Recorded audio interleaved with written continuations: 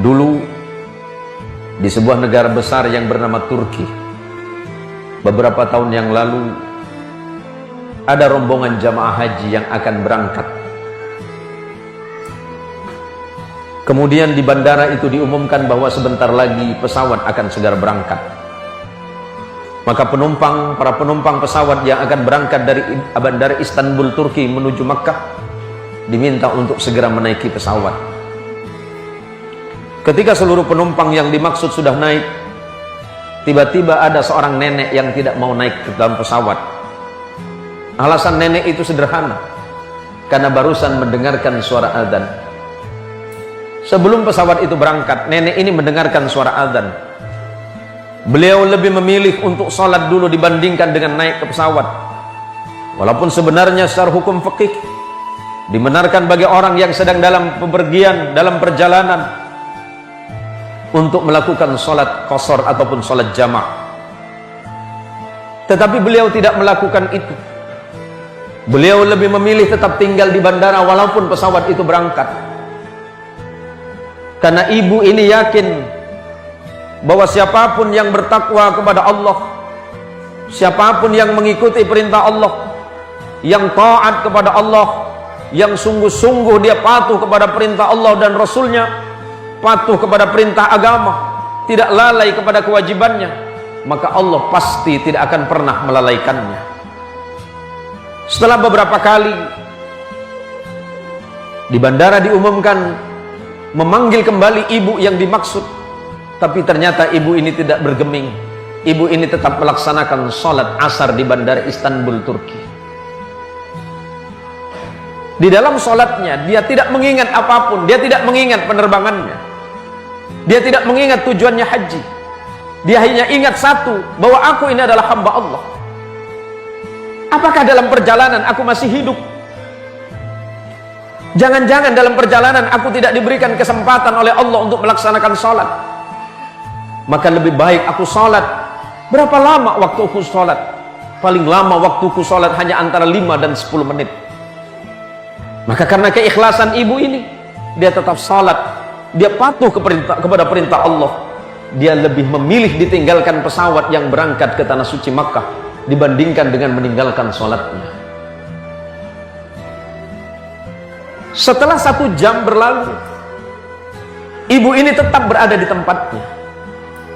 Dan tiba-tiba pesawat tadi yang sudah berangkat kembali lagi ke bandara. Apa alasannya? Pesawat yang sudah berangkat 1 jam dari bandara Istanbul Turki kembali lagi. Apa alasannya? Ternyata pilot memerintahkan pesawat ini kembali lagi ke bandara Istanbul, tidak melanjutkan perjalanannya ke bandara King Abdul Aziz Jeddah. Alasannya satu, karena ada seekor burung pipit yang memasuki mesin pesawat. Dan ini di luar akal, ini di luar nalar. Karena tidak mungkin baling-baling pesawat yang begitu cepatnya bisa dimasuki oleh apapun. Jangankan seekor burung pipit, bahkan debu sekalipun akan susah untuk masuk. Tapi disitulah Allah menunjukkan kehebatan dan kekuasaannya. Allah dengan kemahaagungannya membuktikan bahwa barang siapapun yang bertakwa kepada Allah dengan sebenar-benarnya, dia tidak akan pernah dibuat susah oleh Allah. Dia tidak akan dibuat gelisah oleh Allah. Seperti apapun keadaannya, dia akan selalu yakin dan yakin bahwa Allah selalu bersamanya. Apakah hanya karena persoalan duniawi yang sedikit ini membuat kita lalai dan lupa kepada Allah? Harta duniawi ini pada akhirnya semuanya akan ditinggalkan oleh kita. Pilihan hidup hanya 2. Kita yang meninggalkan atau kita yang ditinggalkan. Apakah kita akan meninggalkan harta atau harta yang akan meninggalkan kita? Jangan karena persoalan duniawi yang sangat murah menyebabkan kita lupa kepada nikmat Allah yang sebenarnya, yakni nikmat penghambaan kepada Allah Subhanahu wa taala. Dan yang paling penting, jangan lupa kewajiban kita kepada Allah Subhanahu wa taala, yakni sujud dalam sholat kita. Semoga sujud kita ini semuanya diterima oleh Allah Subhanahu wa taala. Semoga amal ibadah dan amaliyah kita sehari-hari semuanya niscaya mendapatkan ridha dari Allah Subhanahu wa taala kelak di hadapan Allah, kelak di hadapan Rasulullah Muhammad sallallahu alaihi wasallam. Mungkin tidak banyak amal yang bisa kita banggakan, mungkin tidak banyak salat kita, mungkin tidak banyak sujud kita, mungkin tidak banyak zikir kita, mungkin sangat sedikit sedekah kita, mungkin sangat sedikit kebaikan-kebaikan dalam hidup kita.